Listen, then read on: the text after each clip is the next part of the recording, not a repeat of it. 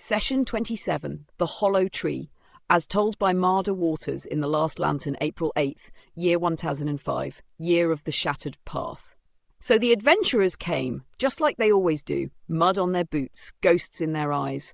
The Last Lantern welcomed them back. Me, Kayla, and Misty's daughter were on shift. Kayla, you know, the one who stepped up after Misty died. She was fluttering around Mordain again, blushing like a schoolgirl, even though the man's made of shadows and borrowed breath. She doesn't mind. Says it's the eyes. Fritz pulled Misty's boy aside, said he'd start teaching him magic. You should have seen the lad's face, wide as a wagon wheel. Poor thing's still got Misty's quiet heart, but maybe Fritz can light some fire in him.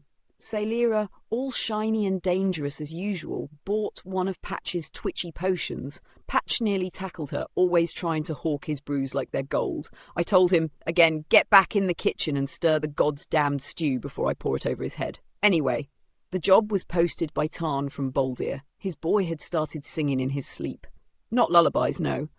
This was something older, twisted, a dead thing wearing a tune like a mask. Said a tree up near the old ridgeline was bleeding at night.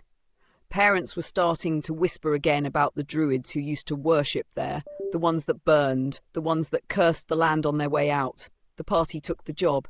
That's when things turned dark. Turns out Tarn's boy had gone to the tree after all, dared by other kids. They told him to lick the black sap dripping from the bark. He did.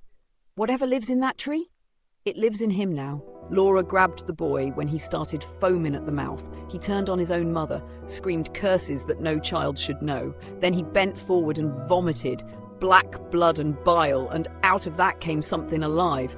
Something wrong. Trug stepped up and crushed it with one swing, but the damage was done. Under his bed, they found sap-stained leaves. He'd been eating the stuff. Daily, like a treat. So the party headed for the tree. On the way, the parents found out the rest of their kids were missing. Sanders, bless him, opened his mouth and said, well, maybe they're at the cursed tree. And that was it. Screaming, crying, full-blown panic. The whole lot of them bolted for the woods. And the woods reached back. Vines, thick as a man's leg, dropped from the trees, snatched the parents out of the air, hung them upside down like meat at a butcher's block.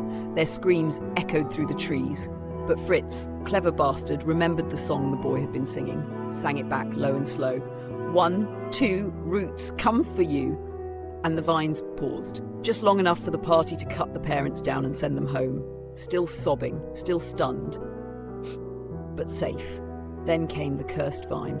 First encounter. It hit like a warhammer. It grabbed Salira by the ankle, hoisted her into the air, slammed Sanders off a tree, wrapped around Trug's throat and tried to pull him into the dirt. Laura and Fritz burned it from the edges, but it kept regrowing, kept like it wanted to die but couldn't. Eventually they cut it down, barely, but that was just the beginning. They reached the tree, and the kids were there holding hands, dancing in a circle, faces blank, eyes wide, singing. 1, 2, roots come for you. 3, 4, can't dream no more. 5, 6, sap runs thick. 7, 8, the tree won't wait. 9, 10, she's back again. Trug and Mordain didn't hesitate. Ran for the tree. That's when it woke up. The kids turned, their eyes went black, and they swarmed Mordain, dropped him, stabbed him again and again. He didn't bleed, he vanished. A summoned thing, gone in a blink.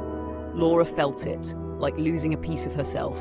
The others held back, afraid to hurt the children, but the tree didn't share their hesitation. It lashed out with branches. Roots, vines, grabbed Sanders, yanked Fritz off his feet.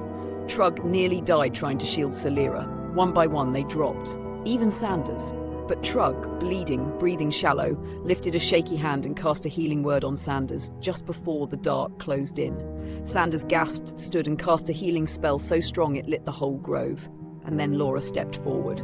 She looked at the children, looked at the tree, looked at her friends, barely standing. There was a child in the way. She didn't blink. Lightning tore the sky apart. It hit the tree. A child caught the edge and hit the ground like a sack of bricks. Sanders dove and healed him before the spark faded. And then the tree died.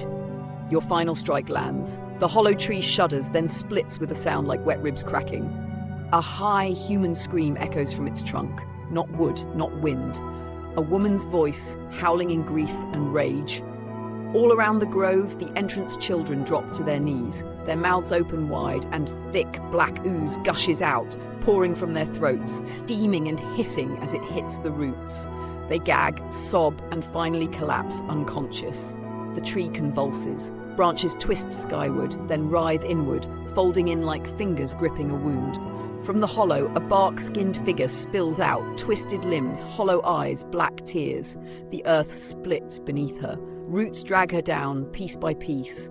And then silence. Only the buzzing of flies and the smell of sap turned to rot. The kids lived. The sap crumbled to dust. Whatever was inside them let go. The party returned to Baldir. The parents wept, paid them in silver, gave them every coin they could, and then they came home. The last lantern roared when they walked in. Mugs raised, voices lifted. Another darkness ended. I lifted my mug too. To Fritz, Laura, Sanders, Salira, Trug, Mordain. To the ones who don't flinch, to the ones who go into the dark and come back standing. The whole room toasted. But in the far corner, a man sat alone. Jarin Fold. He watched them carefully and he whispered, "They're ready."